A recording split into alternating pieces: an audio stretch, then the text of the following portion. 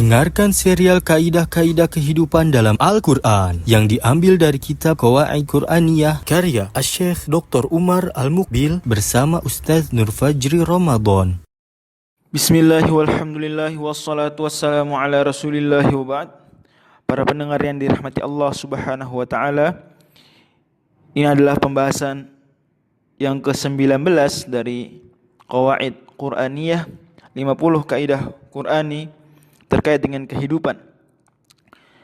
Dan kita masih melanjutkan, kali ini berada di kaidah yang ke-19, di mana kaidah yang ke-19 merupakan penggalan dari ayat yang ada di surat Al-Baqarah, surat yang kedua, ayat yang ke-179.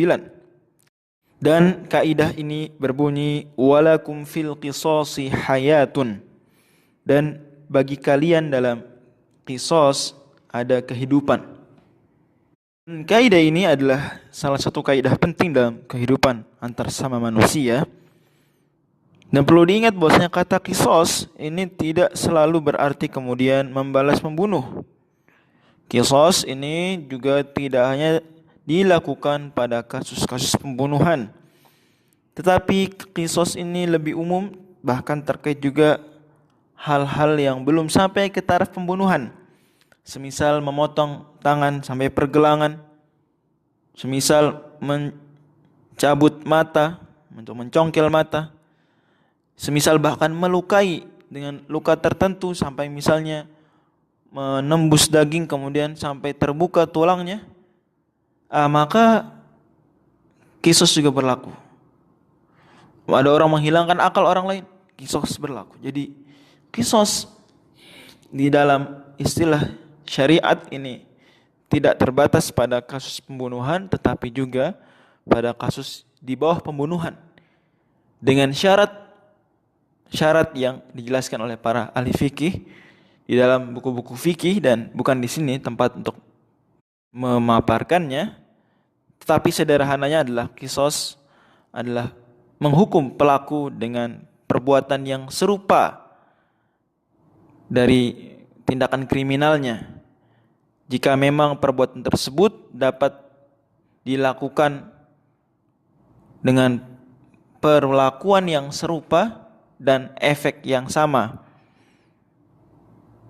Ini penting sekali, salah satu syarat terpenting qisas, yaitu bisa dilakukan juga kepada sang pelaku, tetapi efeknya sama seperti apa yang terjadi pada korban.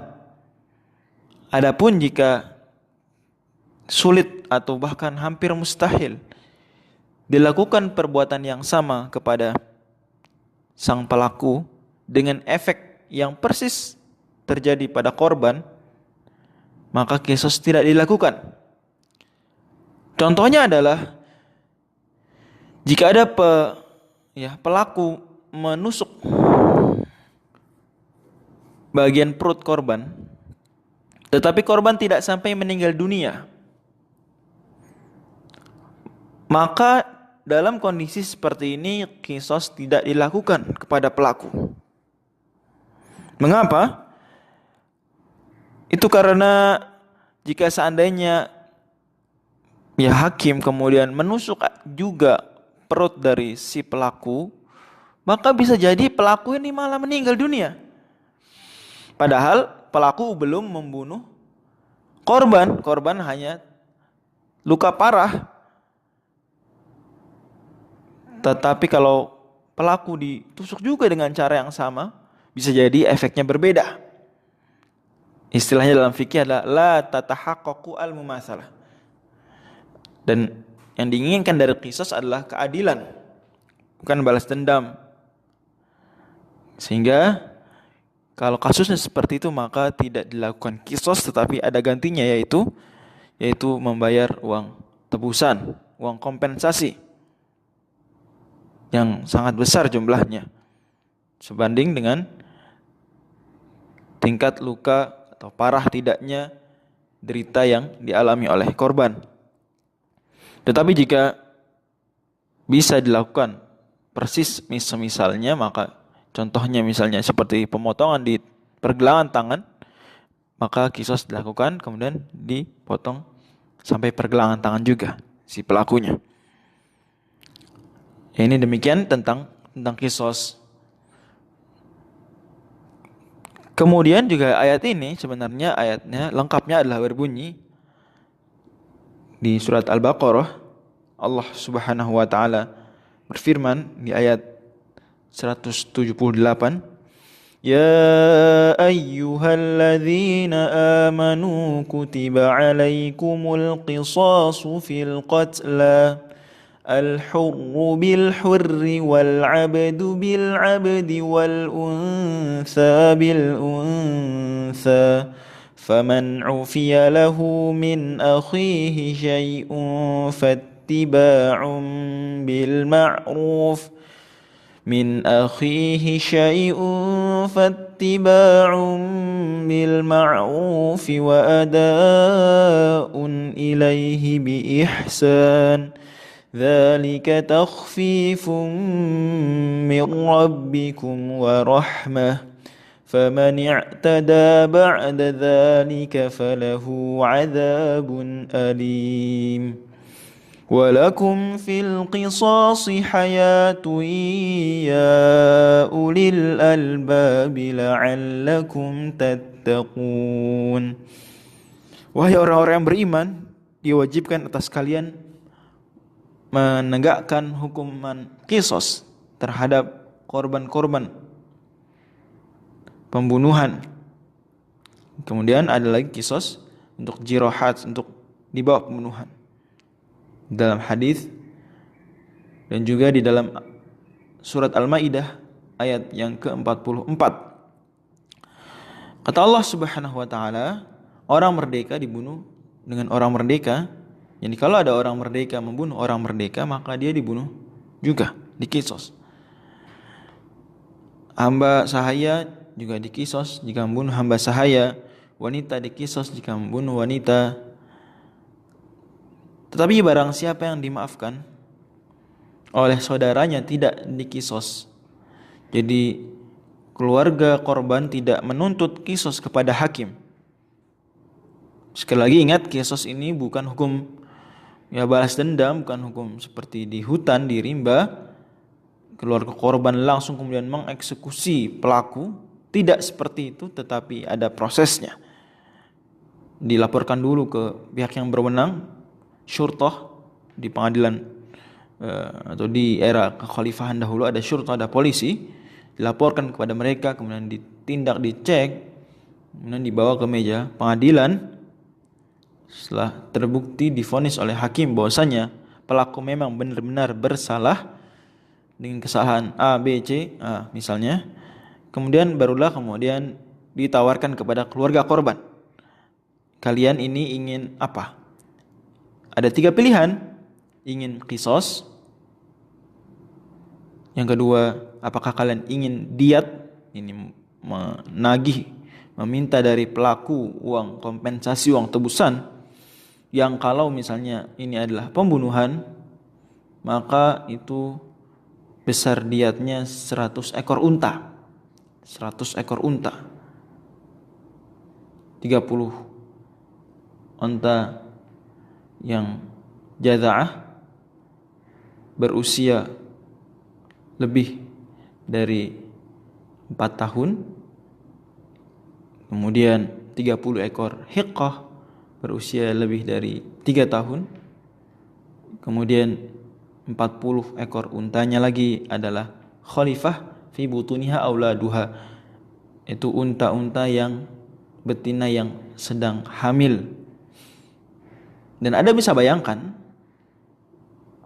berapa jika seandainya berapa juta rupiah, jika atau bahkan miliar sudah hitungannya, jika seandainya unta-unta tadi kemudian dinilai dengan uang, dengan rupiah.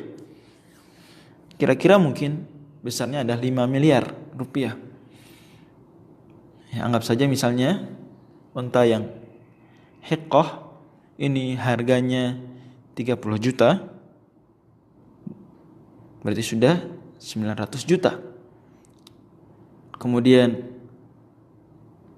jaza'ah harganya 40 juta berarti 120 juta. Kemudian khalifah misalnya harganya karena hamil 100 juta, maka berarti sudah 4 miliar. Ini 100 juta dikali 40. Ya, kurang lebih seperti itu. Dijumlah misalnya saja. Kemudian jadilah kurang lebih 6,1 miliar. 6,1 miliar. Inilah yang dibayarkan kepada keluarga korban. Jadi dalam Islam ini nyawa tidak murah. Orang kalau ingin menghilangkan nyawa orang lain, dan itu adalah hak asasi manusia tertinggi. Karena Islam terdepan dalam pembelaan HAM. Nah, maka dia harus membayar seperti itu. Atau pilihan ketiga adalah memaafkan gratis. Jadi sama sekali tidak menuntut kisos, tidak pula uang diat, uang tebusan.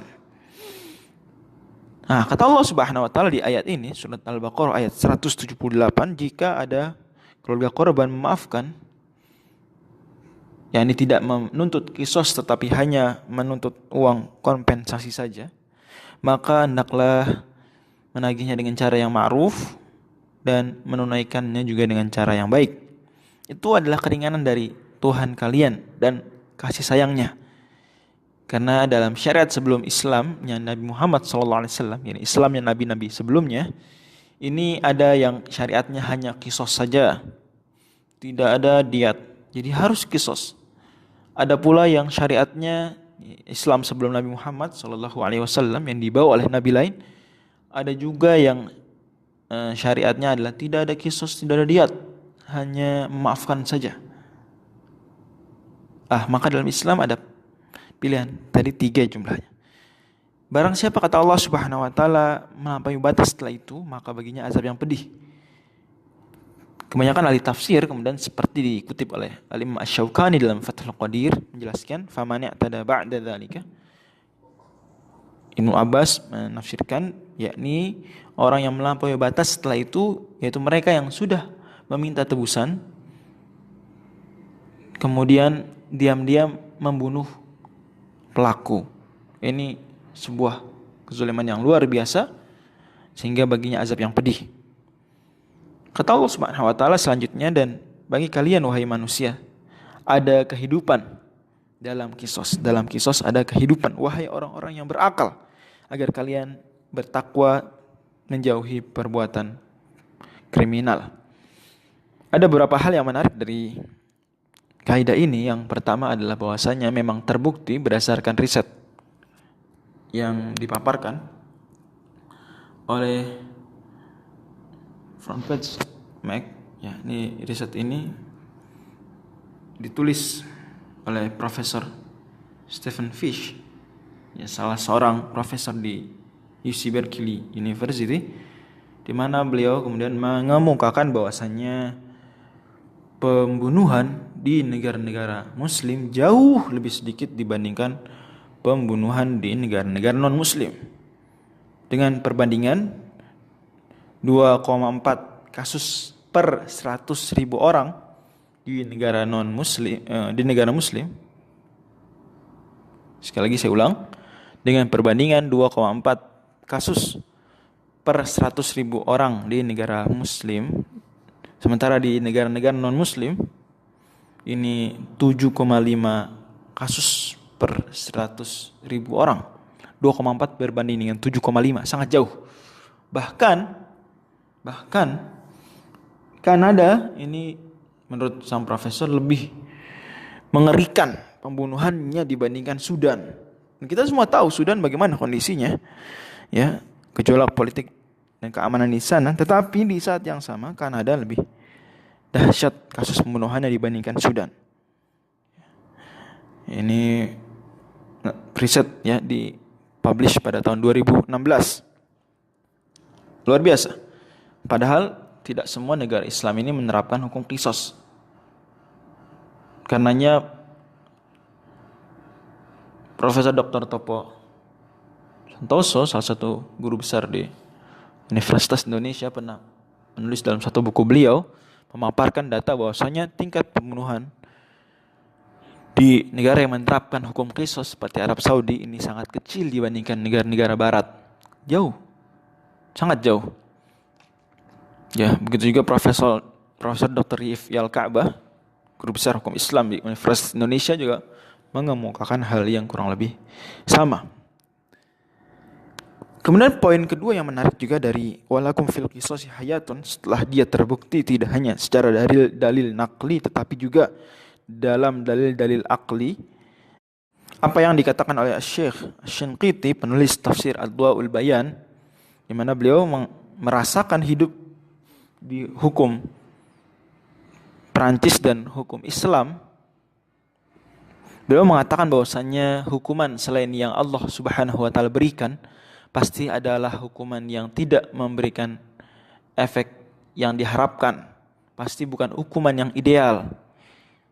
Dan terbukti hukuman kasus pembunuhan selain hukuman yang ditawarkan oleh Islam ini ternyata malah tidak membuat jera para pelakunya.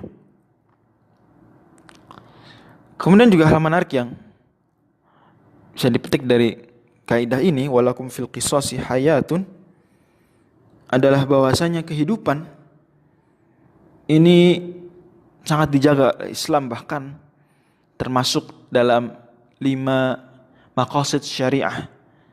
Menjaga nyawa termasuk 5 maqasid syariah yang utama, di mana maqasid syariah mula-mula menjaga agama nomor 1, yang kedua menjaga nyawa nomor 2, kemudian yang ketiga menjaga kehormatan atau keturunan, yang nomor 4 menjaga akal, dan nomor 5 menjaga harta. Karenanya tidak main-main Islam dalam masalah ini. Dan pembunuhan memang sebenarnya sesuatu yang dibenci, seperti Allah berfirman di surat 2 ayat 216. Islam tidak menyukai pembunuhan. Tetapi jika memang tidak membunuh malah memunculkan pembunuhan yang lain, jika memang tidak menerapkan hukum qisas malah mengurangi tingkat keamanan dalam lingkungan, maka hukuman Allah Subhanahu wa taala itulah yang lebih baik. Dan sekali lagi, qisas tidak hanya selalu pembunuhan dan tidak harus sekali kemudian dilakukan qisas, bahkan tadi sudah saya sebutkan ada 3 pilihan. Itulah yang dimaksud. Kemudian yang menarik juga yang keempat adalah bahwasanya Allah menakirahkan kata-kata hayatun, dan Syekh Ibnu Ashur menyatakan bahwasanya menakirahkan ini berarti menunjukkan hayatun azimah, kehidupan yang luar biasa, dahsyat. Terlebih Allah Subhanahu wa taala, ini poin menarik yang kelima, menutup ayat dengan mengutip ya ulil albab, memanggil manusia dengan wahai orang yang berakal. Jadi seandainya kita benar-benar menggunakan akal kita, memikirkan dan meneliti, niscaya kita dapati apa yang Allah putuskan, di mana Allah adalah Al-Alim, Al-Hakim, Al-Khabir, Ar-Rahman, Ar-Rahim, Al-Adl, Al-Hakam. Pastilah itulah yang terbaik. La'allakum tattaqun, poin menarik berikutnya adalah bahwasanya hikmahnya adalah agar kita semakin bertakwa dan menjauhi perbuatan dosa. Dan kemudian yang terakhir adalah bahwasanya menariknya orang Arab dahulu ini memiliki kaidah al-qatlu anfalil qatli, pembunuhan lebih mampu menghilangkan pembunuhan, tetapi Allah tidak kemudian menggunakan kata tersebut. Bahkan kaidah tersebut sebenarnya batil, karena tidak selalu harus dibunuh. Dalam Islam hukuman tidak selalu kemudian dibalas membunuh, sudah dijelaskan tadi di atas. Tetapi Allah menggunakan istilah lawalakum fil qisasi hayatun yang jauh lebih nyastra, lebih tinggi nilai balaghahnya, seperti dijelaskan oleh sejumlah pakar tafsir, semisal Al-Imam Ar-Rafi'i, Al-Imam Al-Mawardi dan lain-lainnya. Ini menambah keyakinan kita bahwasanya apa yang disyariatkan Islam bukan syariat orang Arab, bukan ajaran kuno, tetapi dia adalah ajaran internasional berlaku sampai akhir zaman. Wallahul muwaffiq ila aqwamit thoriq. Wassalamualaikum warahmatullahi wabarakatuh. Tersedia di YouTube, Spotify, dan TikTok Yayasan Bisa.